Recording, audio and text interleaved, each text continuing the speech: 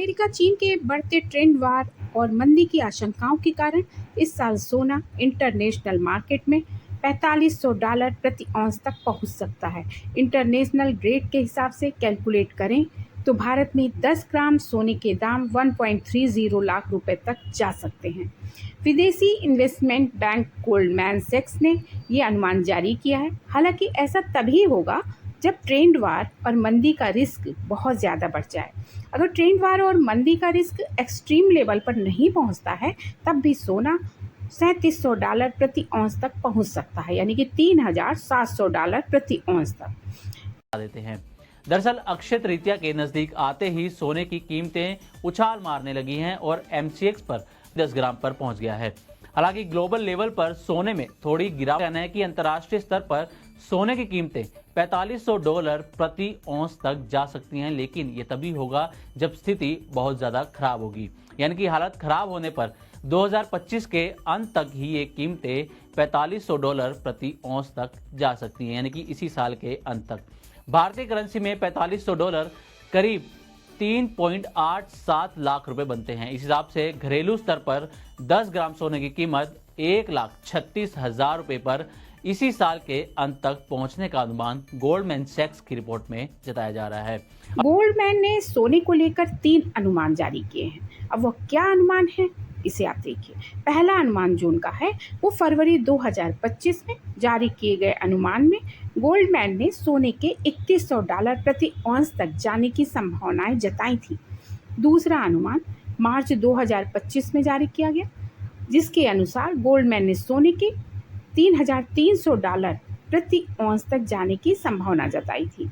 तीसरा अनुमान अप्रैल 2025 में जारी किया गया है और इस अनुमान में गोल्डमैन ने सोने की कीमत $3700 प्रति औंस तक जाने की संभावना जताई है।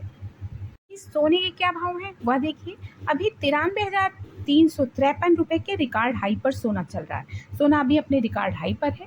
India Boolean and jewellers association के अनुसार 10 ग्राम 24 कैरेट सोना रुपये 93,353 पर पहुंच गया है।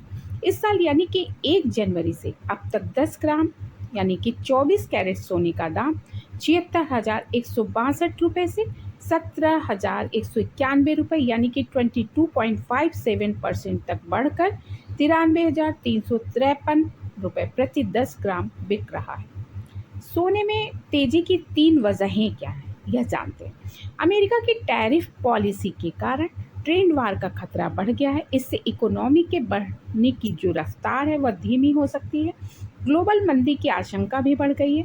ऐसे में लोग सोने में अपना निवेश जो है वो बढ़ा रहे हैं। मंदी के समय में सोने को सुरक्षित निवेश माना जाता है।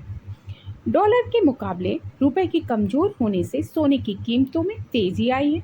ऐसा इसलिए क्योंकि जब रुपया कमजोर होता है तो इसे इंपोर्ट करने में ज़्यादा पैसे खर्च होते हैं। इस साल रुपए में लगभग 4% की गिरावट आई, जिससे सोने की कीमतों में दबाव बढ़ गया है। शादियों का मौसम नज़दीक आ रहा है।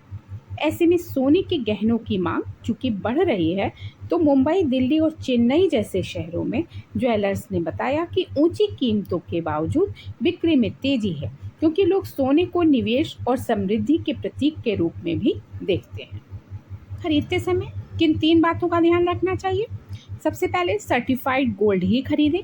हमेशा bureau of Indian standard BIS का हॉलमार्क लगा हुआ सर्टिफाइड गोल्ड ही खरीदना चाहिए। सोने पर 6 अंकों का हॉलमार्क कोड रहता है। इसे हॉलमार्क यूनिक आइडेंटिफिकेशन नंबर यानी कि HUID कहते हैं। ये नंबर अल्फा न्यूमेरिक यानी कि कुछ इस तरह होता है AZ4524।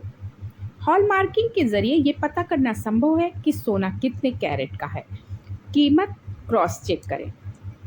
दूसरी सबसे अच्छी बात यह है कि सोने का सही वजन और खरीदने के दिन उसकी कीमत कई सोर्सेज जैसे कि India Boolean and jewellers association की वेबसाइट से क्रॉस चेक करें। सोने का भाव 24 कैरेट, 22 कैरेट और 18 कैरेट के हिसाब से अलग अलग होता है। 24 कैरेट सोने को सबसे शुद्ध माना गया है, लेकिन इसकी ज्वेलरी नहीं बनती क्योंकि वो बेहद ही मुलायम होता है। तीसरी बात यह है कि आपको कैश पेमेंट नहीं करना चाहिए, बिल लेना चाहिए। सोना खरीदते वक्त कैश पेमेंट की जगह यूपीआई जैसे कि भीम ऐप और डिजिटल बैंकिंग के जरिए पेमेंट करना अच्छा रहता है। आप चाहें तो डेबिट या क्रेडिट कार्ड के माध्यम से भी पेमेंट कर सकते हैं। इसके बाद बिल लेना कतई ना भूलें। यदि ऑनलाइन ऑर्डर किया है तो पैकेजिंग ज़रूर चेक करना चाहिए।